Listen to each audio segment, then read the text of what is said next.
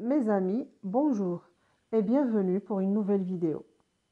Aujourd'hui, je vous présente Le fantôme de Canterville et autres contes de l'écrivain et poète irlandais Oscar Wilde. C'est une relecture puisque j'ai déjà lu ces 4 contes dans une autre édition sous le titre Le crime de Lord Arthur Savy, l'édition Folio. Parce que oui, j'adore le style de l'auteur, fin, pimenté d'humour acéré. Wilde est un bon conteur qui sait captiver l'attention du lecteur.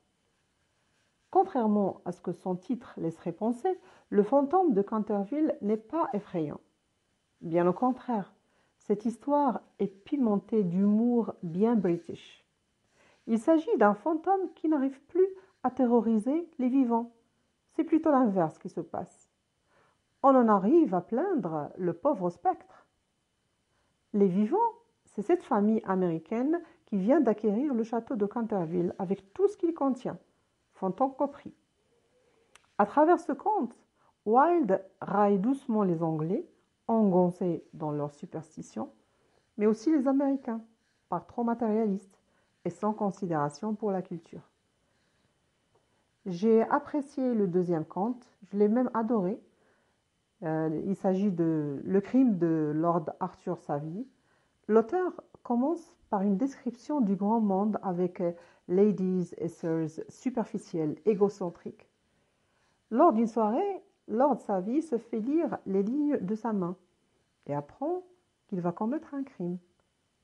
Le personnage principal, dans la naïveté déconcerte, se fera donc un devoir de trouver quelqu'un à tuer avant d'entamer sa vie conjugale, par loyauté vis-à-vis de sa bien-aimée. La fin du conte, inattendue, n'a rien de moral. Une façon pour l'auteur de narguer les convenances.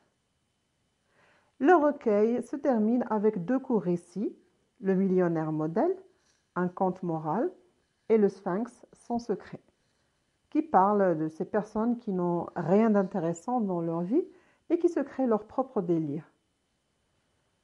Je vous conseille de lire vivement ce livre savoureux que j'ai vraiment adoré. Je l'ai tellement adoré que je l'ai relu 2 fois dans 2 éditions différentes.